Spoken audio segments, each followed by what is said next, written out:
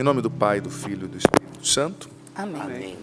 Amado filho, amada filha, como o padre já partilhou no início, Provérbios, a palavra é Provérbios, capítulo 19, versículos do 15 a 16. 15 e 16.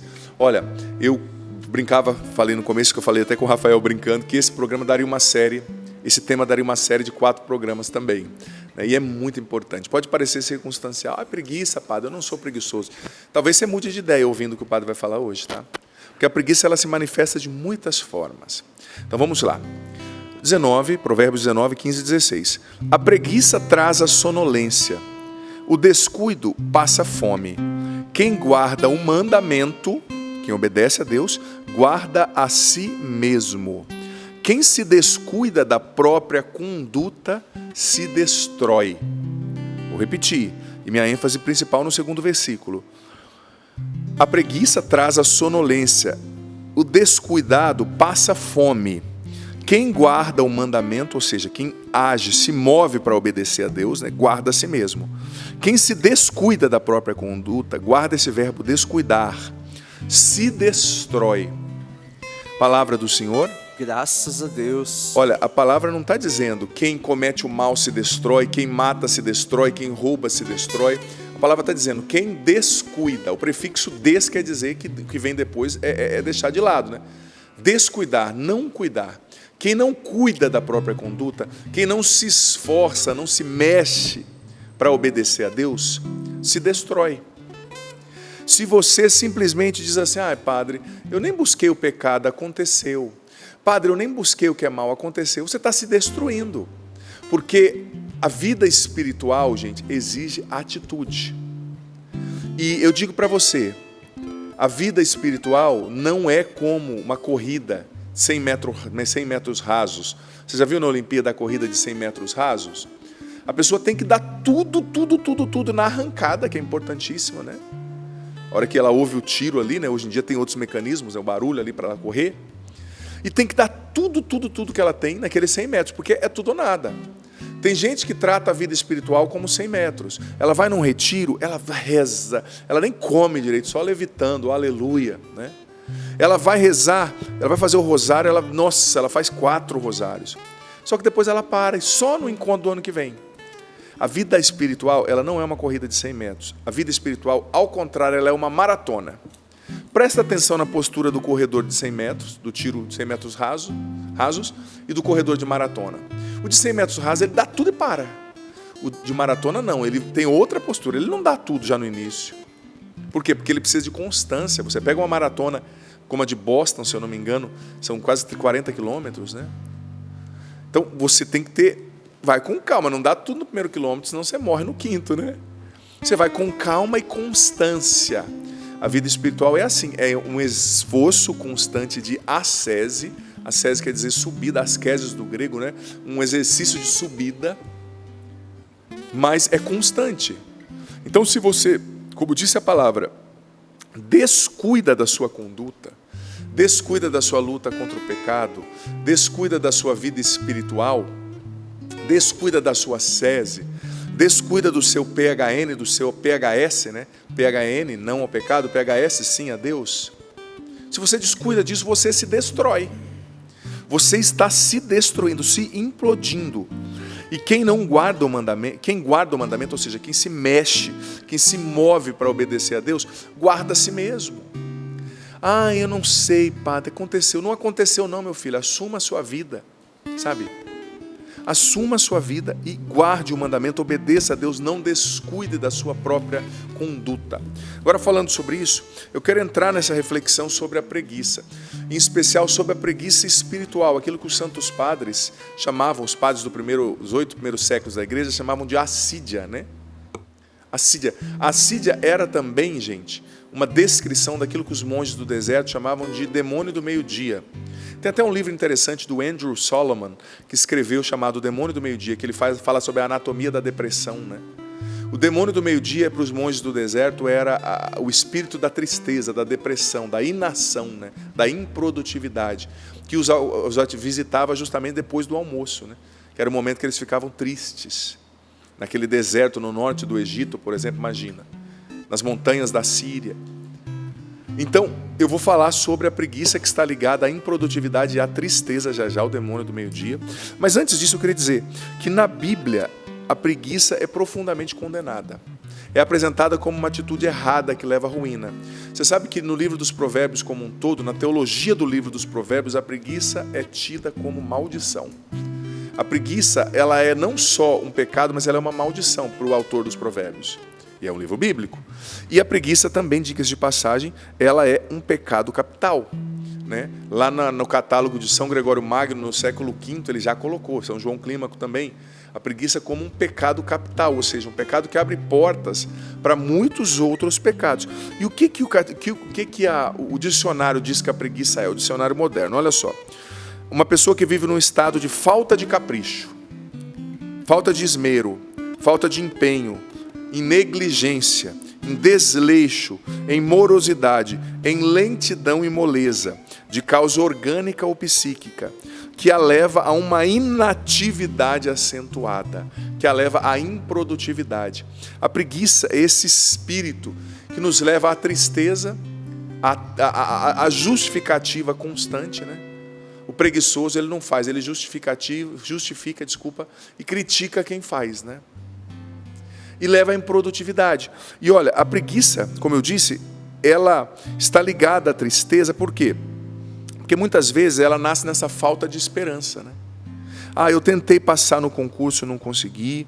Tentei passar no vestibular, não consegui. Tentei encontrar alguém, não consegui. Tentei gravar, no caso dos músicos, um DVD, um CD, não consegui. Tentei fazer tal coisa, não consegui. Então eu me entrego. Eu me entrego ao videogame, eu me entrego à série no streaming, eu me entrego à comida. Eu estou sem esperança, então eu fico triste ali e sem fazer nada, né? A tristeza está ligada, a preguiça está ligada à tristeza, ela nos leva a uma apatia, ao desânimo, né? Até ao desespero.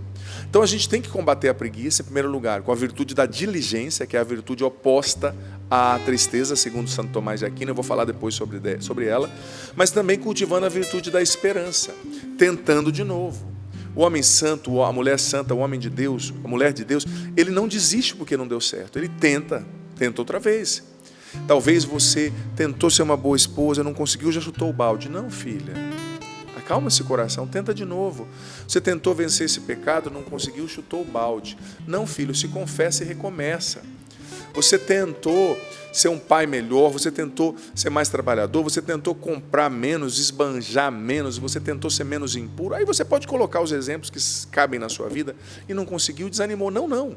Levanta, tenta de novo. Coragem, seja guerreiro, seja guerreira. Não desanime, sabe? Não deixa a tristeza te levar à apatia. Não deixa a tristeza te levar, a preguiça te levar à apatia, à tristeza, ao desânimo, à inação. A gente tem que agir. Sabe, é como num critério vocacional. Esses dias um menino falou assim para mim: padre, eu sinto o chamado para ser padre, mas eu não sei aonde, então eu estou em casa esperando, rezando. Eu falei: filho, tudo bem, você não sabe se o seu lugar é na Canção Nova, se é no franciscano, se é nos salesianos, mas vá fazer um retiro vocacional, nem que seja com a sua diocese. Porque você fazendo o retiro vocacional, quando você se mexe, quando você dá um passo em direção a Deus, Deus dá 1000 passos em direção a você. Lá no retiro vocacional que você está fazendo, Deus vai revelar para você o que Ele tem. Ou é a Canção Nova, ou são os franciscanos, ou são os salesianos. Agora, se você ficar em casa esperando que o anjo apareça, bata na porta e fala: ave cheio de graça, o Senhor é contigo. Olha, isso só aconteceu uma vez na história com a mãe do Salvador, né? Se mexa, vá atrás. Vocação é procura também. Não é só deixar Deus te encontrar, mas é você encontrar a vontade de Deus para você. É a ação. Muita gente peca por essa inação. E você sabe que para muita gente, a preguiça, filho, filha, tem se tornado um estilo de vida. Ontem eu vi uma pesquisa, uma matéria, uma reportagem que me chamou muita atenção. Quem aqui de vocês já ouviu falar da geração neném? Já ouviram falar? Não, já ouviu, Gafal? Não. Tudo bem, eu estou aqui para ensinar mesmo, então eu vou falar. Eu achei que todo mundo ia falar: sim, padre, eu li a mesma pesquisa, mas tá bom, não tem problema. Gente, a geração neném é caracterizada, um grupo de especialistas, e ontem eu ouvi, existem sempre os teóricos da justificativa, né? Não, essa geração é assim porque eles estão excluídos. Essa geração é assim porque eles não tiveram incentivo social. Mas eu vou aprofundar nisso aqui. Geração neném É uma sigla que veio do inglês, que foi traduzida para o português como neném. É a geração de agora, chamada geração Z, ou Zoomers, né? Entre 18 e 24, 25 anos. É a geração que nem trabalha e nem estuda. Você sabia que jovens entre 18 e 24 anos no Brasil, 36% dos jovens nem trabalham nem estudam. Entre 18 e 24 anos no Brasil, hoje. Eu não quero aquele trabalho porque não vejo propósito. Eu não quero aquele trabalho porque eu não sou líder. O cara tem 18 anos e quer ser o líder da empresa, né? Eu não quero aquele trabalho porque minha mãe está me sustentando. Ontem eu vi uma matéria, gente do céu, um menino de 22 anos em casa e a mãe brigando com ele fica o dia inteiro, porque ele é muito antenado na internet, ele tem muita informação, então ele fica o dia inteiro jogando videogame, à noite ele fica pesquisando e ele não trabalha. E também não estuda, porque ele matava a aula, né? O videogame é muito prazeroso. Por quê? Porque é uma geração viciada no prazer. Uma geração que não quer trabalhar e não quer estudar. Isso aqui eu estou falando de estatística. Eu não vou falar o nome da empresa para não ficar fazendo marketing, mas a coordenadora da maior empresa de recursos humanos do Brasil. Eles trabalham com aqueles Red Hunters que recrutam executivos, recrutam jovens para trabalhar, sabe? 36% da nossa juventude. Você sabe que nós somos o segundo país no mundo com o número maior de jovens desempregados e que não estudam nem trabalham. O primeiro é o país africano, o segundo é o Brasil. E olha a diferença do Brasil, com 36% dos jovens entre 16 e 24 anos. Você precisa saber disso, viu, condutor do PHN? Estou aprendendo. Mas eu estou aqui para ensinar, como eu disse, não tem problema. Estou aprendendo, senhor. Olha só. O que o senhor está falando na prática, eu acabo experimentando nas missões, padre. É exatamente isso. Sim. É uma pesquisa que eu posso atestar com a minha experiência de prática. Sim. Eu tenho visto isso nos jovens. E é preocupante, porque aí os Preocupante. pais ficam preocupados porque não sabem como entrar nessa realidade do filho e tentar ajudar ele a sair desse lamaçal. Né? Sim. Para você ter noção, o Brasil tem 36% de jovens de 18 e 24 anos que não trabalham nem estudam. A Holanda tem 4,6%. Você está entendendo a discrepância? E o Brasil é o segundo, é um país africano. E olha as condições da África, gente, ou as não condições da África, né? Então, é muito preocupante, muito preocupante. Agora, a pesquisa falava ontem, os profissionais da área de recursos humanos, falando assim, imagina o impacto disso a curto, médio e longo prazo. Por quê? Porque isso vai ser uma bomba previdenciária, uma bomba relógio. Porque esse povo devia estar trabalhando para nós, eu ainda não, né? Os mais velhos, poderem se aposentar. Porque é assim que funciona a previdência de um país, né? A força laboral que está funcionando, que está ativa, trabalha, produz os recursos para sustentar os que estão aposentados, né? E assim vai girando. Só que simplesmente, sabe, eles são sustentados pelos pais, são desmotivados para o estudo, são desmotivados para o trabalho, mas não são desmotivados para o sexo, para o videogame, para o celular. Não. Trocam a maioria à noite pelo dia, ficam jogando videogame à noite. Você está entendendo? Os jovens ficam dormindo o dia inteiro e acham ruim do pai chamar a atenção. Mas por quê? Porque o papai e a mamãe estão sustentando, né? E olha, essa matéria que eu vi ontem era um jovem de classe baixa, de São Paulo, da periferia. E a mãe, você vê uma mulher assim sofrida. E aí eu fui ver as pesquisas, né, ideológicas, a teoria da justificativa, né? É porque esses jovens, eles têm a raça tal. É porque esses jovens, eles são de tal região do Brasil. Só que esses teóricos da justificativa só esqueceram de dizer que os pais desses jovens, com a mesma raça, com a mesma cor e com a mesma região do Brasil, na idade deles já tinham passado por 3 empregos. Só isso que faltou dizer, sabe? Eu fico com uma raiva, gente, me perdoe a sinceridade, dessa teoria da justificativa que emburrece as pessoas. Eu fico com uma raiva desse tipo de tratamento que a gente está dando. Claro, a gente tem que evitar o bullying, evitar o desrespeito, sobretudo com as crianças. Mas cuidado para não criar uma geração de banana, de saco de batata. Molecada mole. Não consegue dizer não ao pecado, não consegue trabalhar, não consegue estudar, não consegue fazer renúncia. Qualquer coisa quer se matar. E eu estou falando aqui de profissionais. Se eu estivesse só citando a Bíblia, você ia falar, é um preconceito do padre. Eu estou citando pesquisas, dados do IBGE, dados de pesquisas. Sabe? E essa coordenadora da maior empresa de recursos humanos do Brasil dizia assim, essa geração eles não têm o pingo de resiliência, não tem mínima tolerância à frustração. Está 3 meses no trabalho, com 18 anos, não é chefe, sai. Porque eu não vejo propósito. Eu tenho pegando birra dessa palavra propósito. Daqui um dia as pessoas vão dizer assim, eu não estou vendo propósito em escovar o dente. O que vai virar a tua boca? Eu não estou vendo propósito em comer. Sabe, tem coisa que não é propósito, gente, é necessidade, é bom senso. Mas nós estamos com a geração Z. É a geração que nem. Sabe? E aí? Preguiça. Deus não quer que você viva assim. Se você é dessa geração, filho, eu tenho um recadinho muito cheio de açúcar para você, muito açucarado. Se puder, até fecha em mim mais um pouquinho a câmera aí, sabe, que eu quero falar para você com muito carinho, como um papai assim espiritual. Fecha bem a câmera que eu quero falar com muito carinho para você, jovenzinho. Ó, com muito carinho eu quero dizer para você, deixa de ser um saco de batata, deixa de ser um banana e levanta. Começa a trabalhar, vai atrás dos seus sonhos, porque Deus tem coisas lindas para você, mas não vai acontecer se você ficar aí nem. Pode abrir a imagem novamente. Pronto, recado com muito açúcar, tá? Muito doce para você, porque é assim que as pessoas gostam hoje em dia. Mas me perdoa, a gente está, e como eu disse, os teóricos da justificativa. É por isso, por aquilo. Olha para os pais, é só olhar para a geração anterior. Estavam na mesma região do Brasil, na mesma condição. Claro, o Brasil ainda tem desigualdades históricas, tem, o mundo tem. Mas vamos parar com essa justificativa e vamos assumir a vida, gente. E aí esse menino de 22 anos falando, agora eu percebi, né, que a vida está passando, né? E a mãe dele dizendo, você vê a mãe dele assim, uma mulher sofrida. E quem está sustentando a casa? A mãe que trabalha de diarista, trabalha em 2 empregos, por um nem ficar lá, né? É muito sério, gente, é muito sério. Você que tem um filho assim, eu sei que não é fácil, não dá também para explodir a casa, mas peça a Deus sabedoria e a gente tem que motivar os jovens. E mais uma vez eu digo, não existe desmotivação para o celular nem para o videogame. Mas existe desmotivação para o trabalho, para o estudo. Porque eu já vi na internet, né, essa coordenadora da maior empresa de recursos humanos do Brasil dizia que eles falam assim, eu já vi na internet, eu sei essa informação, mas ela dizia assim, olha, ter informação é diferente de saber usar a informação. O que adianta inflar de informação se não usa, se não trabalha, se não produz? A vida da gente foi feita para produzir vida, gerar vida para os outros, né? A sua vida gera vida para quem? A sua vida gera conhecimento para quem? O que você impacta o mundo hoje?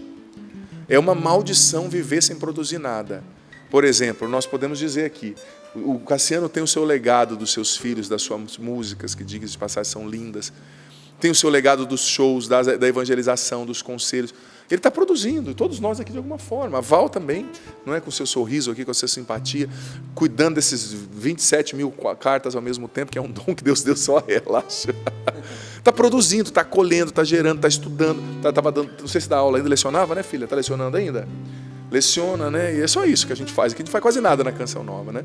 Mas tem que gerar vida, tem que produzir. E você sabe que Santo Tomás de Aquino, na Suma Teológica, Secunda, questão 35, artigo 1, ele dizia o seguinte, que a preguiça é a lentidão da alma que rejeita fazer o bem. Repito, a preguiça, doutor da igreja dizendo, é a lentidão da alma que rejeita fazer o bem. Isso aqui devia ser um tema de PHN, viu, Peter? Fica a dica.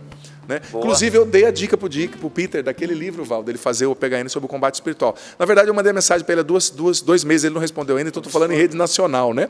Mas tudo bem, né? Antigamente se tratava os padres melhor, mas tudo bem. Vamos para frente. Voltando a Santo Tomás, ele nem ouviu a sugestão que eu dei para ele de um livro que já foi feito 4 programas que está ajudando o Brasil. Mas tudo bem, vamos para frente.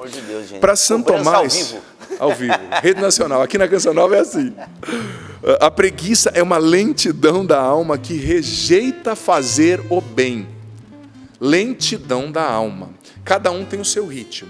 Uns são mais rápidos, outros mais lentos, mas ninguém tem o direito de parar. Ninguém tem o direito de se entregar à letargia espiritual. Para Santo Tomás, a preguiça é o vício oposto à caridade. Porque a caridade ela é sempre operativa. O amor, quem ama, age. Quem ama manda uma mensagem, quem ama ajuda com uma cesta básica, quem ama Deus reza, quem ama Deus quer aprender, quem ama a família trabalha, quem ama o pai e a mãe não fica em casa dormindo dia e noite, mas vai atrás de ajudar com o mínimo. Quem ama se mexe. Então a preguiça é a lentidão da alma que rejeita fazer o bem. E Santo Tomás foi explicando, há uma preguiça vocacional e espiritual. Ou seja, a preguiça é a lentidão em ser o que você precisa ser e em assumir o que você precisa assumir. Você é pai? Seja pai de verdade com todas as suas forças. Você é esposo? Eu sei que tem ossos, que tem ofícios, que tem dificuldade. Seja esposo de verdade. Você não é um saco de batata. Quero ofender o saco de batata. Você é cristão? Seja de verdade. Você é músico? Seja de verdade. Você é professor? Seja de verdade. Nem. É professor? É bom? Nem bom nem ruim. Você toca violão? Nem bom nem ruim. Você prega? Nem bom nem ruim. Não é nem. Para Deus não tem nem. Para Deus ou é ou não é. Dê o seu melhor. Talvez você não vai cantar como Cassiano, não vai tocar como Sapo. Mas se Deus te deu uma missão, dê o seu melhor. Faça render, os dons que Deus te deu. E Santo Tomás dizia que a diligência é a virtude que vence essa preguiça. A preguiça que é a lentidão da alma que rejeita e fazer o bem. E o que é a diligência para Santo Tomás de Aquino e para São João Clímaco também? A diligência é o hábito de trabalhar com afinco e constância pelo bem. Repito, a diligência, Suma Teológica, é o ato de trabalhar com constância e afinco pelo bem. O que é constância? É você fazer sempre. É você entender que a sua vida espiritual é uma maratona, não é um tiro de 100 metros rasos. O que é afinco? É você dar o seu melhor. Olha, os seus resultados podem não ser bons, mas o que vai contar diante de Deus no último dia, no dia do seu juízo, é se você deu o seu tudo ou não. Se você deu o seu melhor ou não. Talvez você não chegue a 5% do sapo tocando violão. Mas se você der o resultado de 5%, dando o seu melhor, isso agrada demais o coração de Deus.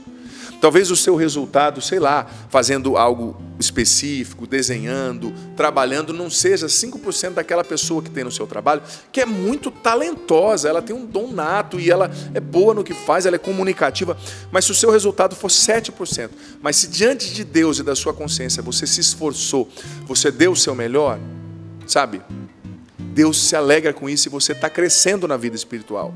Existem dons e dons, por exemplo, existem pessoas que têm o dom de comunicação, tem pessoas que têm mais dificuldade.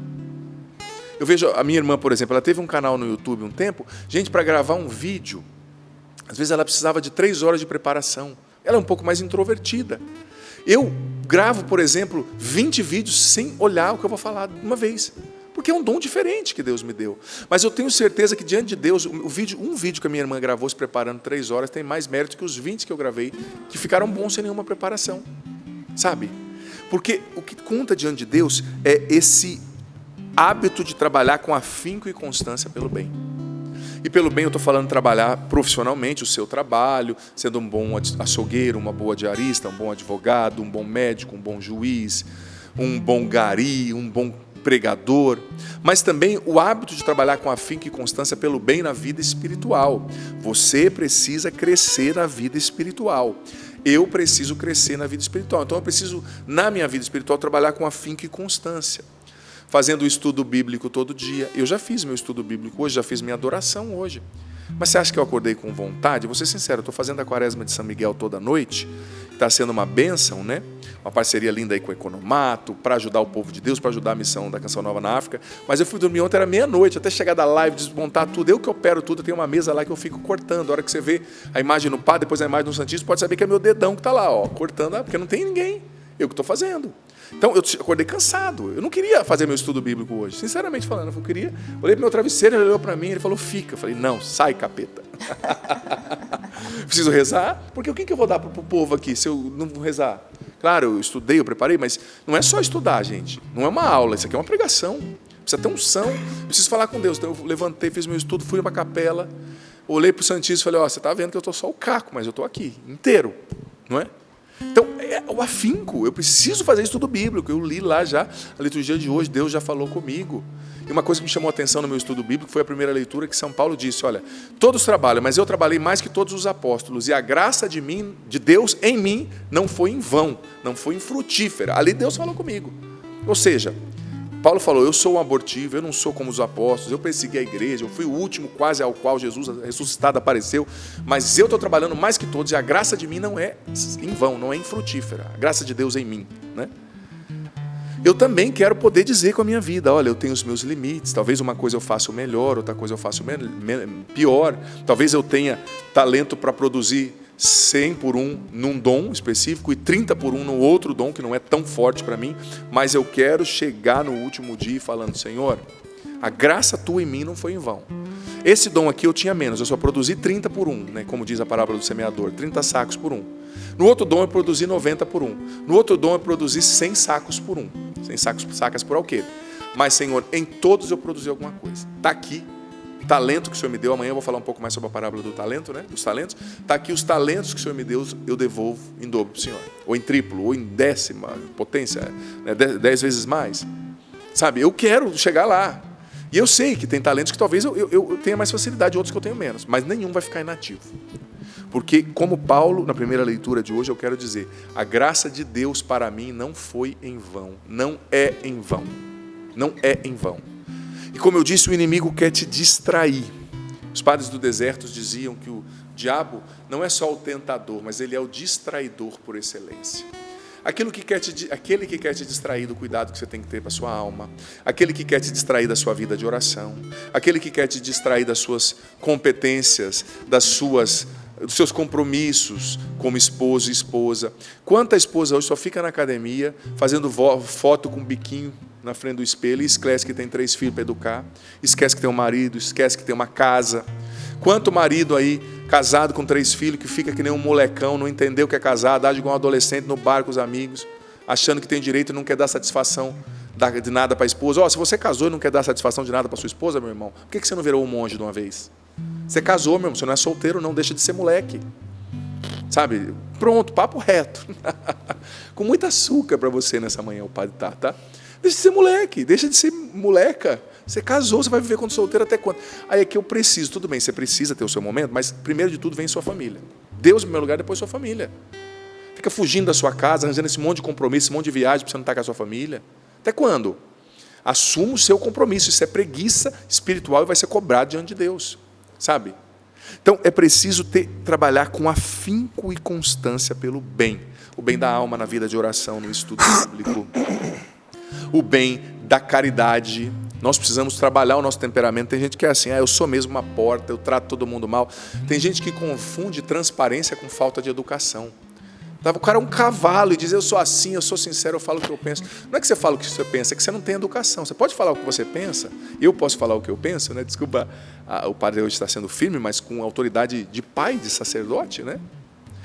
Você pode falar o que você pensa com educação. Você pode falar o que você pensa com jeito, você pode falar o que você pensa, sabe, de outra forma, né? Então, trabalhar com afinco para melhorar o meu temperamento, para ser mais amável, trabalhar com afinco para ser mais dócil, para ser mais obediente, trabalhar com afinco para fazer melhor a vontade de Deus, trabalhar com afinco para ser menos vaidoso. Às vezes você até está fazendo coisas boas, mas você é vaidoso, orgulhoso, inchado de você mesmo. Por isso que Deus não te confia mais, porque você está voado, distraído com tanta coisa, achando que você é o centro do universo. Seja mais humilde, põe o pé no chão. Trabalhar com afinco para amadurecer. Quanta gente, esses dias eu vi um casal, os 2 casados, com 2 filhos. Mas me perdoa, a mulher com 2 filhos, com 40 e poucos anos, com a maturidade de uma menina de 12. E o rapaz, acho que era de uns 7 anos de maturidade. Gente do céu, quando que vai amadurecer? Casado, adulto, agindo como adolescente, querendo viver só naquelas festas, como eu disse, só na academia, fazendo foto de biquinho, né? Só cirurgia plástica. Cara, se cuida sim, mas assuma a sua família. Você não é um moleque, não é uma menina, sabe? Não é só vício, não é só churrasco. As pessoas então estão escravas, elas são escravas hoje, mais do que na época da escravidão. Mas a escravidão hoje, ela não é uma corrente, ela é o prazer.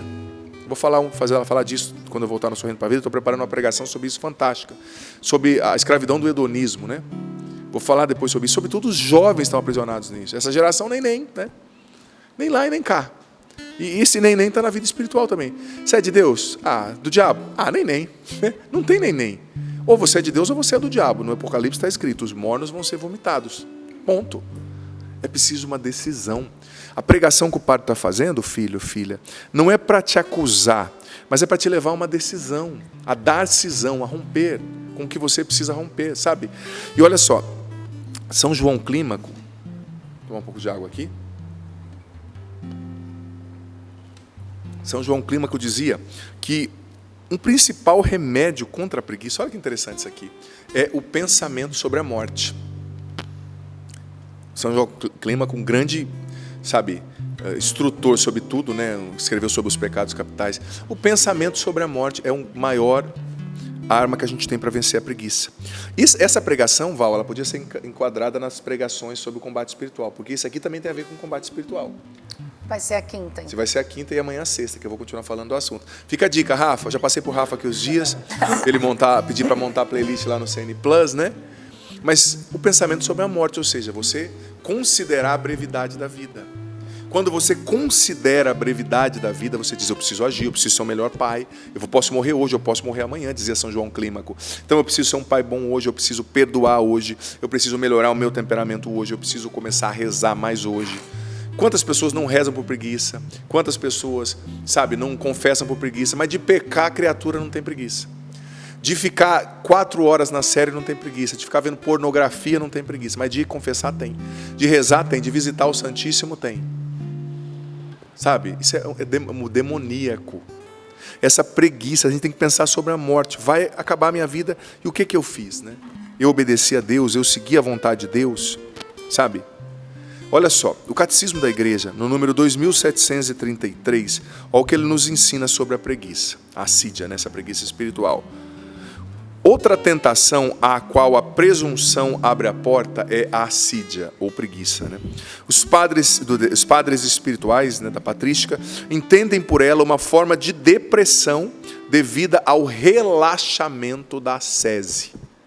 O que é relaxar a ascese? É relaxar a subida, é relaxar o esforço para rezar, para ser melhor, para amar, para trabalhar, para produzir. A diminuição da vigilância. Você, cristão, precisa estar em estado constante de vigilância. Vigilância para não pecar, vigilância para não voltar aos pecados passados, vigilância para não deixar de aprender. Você sabia que deixar de aprender é um pecado? Quando você perde tempo assistindo televisão em vez de você estar aprendendo, sobretudo nós que somos pregadores, viu, irmãos? Isso diante de Deus vai ser cobrado. Quantos livros nós pregadores lemos no último mês, né? Quantos livros nós que falamos de Deus? Quantas passagens da Bíblia nós lemos? Quantos estudos profundos nós lemos?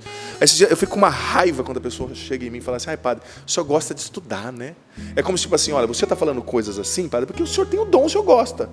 Dá vontade de falar assim, meu dom é as 3 horas que eu fiquei com a bunda na cadeira lendo, né? Isso é o dom, né? É como se fosse assim, fulano tem o dom, não tem o dom. Todo mundo que se preza e quer falar de Deus tem que se esforçar. Tem que trazer para as pessoas coisas que sejam consistentes, ou fica quieto. Você está entendendo? Isso é preguiça espiritual, precisa de diligência. Tudo bem, talvez você não tenha 3 horas daquele dia, mas o que você tem, dá o seu melhor. Ou senão não prega. Ou senão seja honesto com você. O catecismo continua. Uma diminuição da vigilância. Eu vou retomar isso aqui amanhã, que é muito profundo, e eu estou já com o meu horário esgotado. A negligência do coração. Negligência do coração, diminuição da vigilância, relaxamento da ascese, do esforço, da subida. Essa palavra esforço, essa palavra ascese, ela não está muito na moda hoje em dia, não, né? O céu é um caminho para cima. Isso parece óbvio, mas eu preciso repetir o óbvio, né? Para ir para o céu, salvação, eu preciso, filho, filha, nos esforçar. Nós precisamos nos esforçar. Você que está comendo mais do que você deve. Olha, esses dias eu vi a Associação Americana de Medicina se pronunciando, né? Porque em nome do politicamente correto, eles começaram com essa onda lá. Ninguém pode falar que a pessoa que tem mais peso, tem mais peso. É a moda plus, é isso, tem que respeitar. Claro, tem que respeitar, não tem que humilhar ninguém que está com acima do peso. Só que os médicos começaram a se pronunciar, eles fizeram uma nota para o The New York Times, falando assim, olha, tudo bem, você tem que respeitar, mas isso é um fator de risco de morte, eles vão morrer de infarto. Vocês estão encorajando as pessoas, tudo bem, respeita quem está acima, mas diga, nós como médicos precisamos dizer, as suas artérias vão se entupir, você vai ter um AVC, você vai ter um infarto, não é saudável ficar obeso, a sua imunidade cai. Ou seja, porque a gente está querendo, em nome do politicamente correto, a gente está querendo bestializar as pessoas. A gente respeita você que tem dificuldade, que tem quilos a mais, todo carinho, não estou dizendo que não é, mas agora os médicos, não é o padre, dizendo, olha, tudo bem, agora vocês colocarem essa conduta como modelo, vocês vão matar uma geração. Não dá, mata, faz mal para a saúde. Então os médicos começaram a se pronunciar, e aí essa ondinha, né, que pegou no YouTube, começou a diminuir, porque, ali tinha fato, eles mostraram estatística, quem tem obesidade morre tantos por cento a mais de infarto, quem tem obesidade morre tantos por cento a mais de AVC, quem tem, é fato, contra fato não há argumento, né? Mas eu prefiro dizer que está tudo bem ao me esforçar, né? Fazer um regime. Eu vou injetar um monte de injeção na barriga, eu vou obrigar as pessoas a dizerem que eu estou certo, sendo mesmo que eu estou me matando. Com todo respeito a você, mas é o esforço do perder peso, é o esforço do rezar mais, é o esforço do aprender, é o esforço do estudar. Ninguém tem dom de estudar. Eu não me considero que eu tenha dom, não. Eu tenho esforço. Deus me deu uma boa memória, isso sim. Mas a gente tem que se esforçar. Sabe? Ou senão a gente é um teatro, é uma piada. Não dá. Enfim, essa é só a introdução, amanhã tem mais, tá? E se tivesse mais 4, a gente falaria sobre esse assunto, porque é muito profundo, gente, é muito profundo. E aqui é a sabedoria dos doutores da igreja, né? Da palavra de Deus. Não tem como a gente dizer, né, que não é por aí. Enfim, é isso. Nós te agradecemos, Espírito Santo, por essa manhã. Eu peço, Espírito Santo, vem nos dar o entendimento de tudo que ouvimos aqui, Espírito Santo. Vem nos convencer, vem falar ao nosso coração, mais do que as minhas palavras, que seja a sua ação, que seja a sua unção, Espírito Santo, trabalhando em nós. Vem nos batizar, vem nos encher, vem curar o nosso coração, vem nos libertar da assídia, Espírito Santo, da preguiça espiritual, da preguiça da mente. Às vezes vamos dando desculpas, eu não posso, eu tenho muita coisa para fazer no celular. Quanto tempo a gente perde, Espírito Santo? Vem nos libertar, vem nos despertar, nos liberta da cegueira espiritual, da surdez espiritual, nos batiza, nos convence, nos dá o entendimento do que ouvimos aqui. Que seja o Senhor, Espírito Santo, a falar no coração de cada um de nós, do teu jeito, com a tua pedagogia.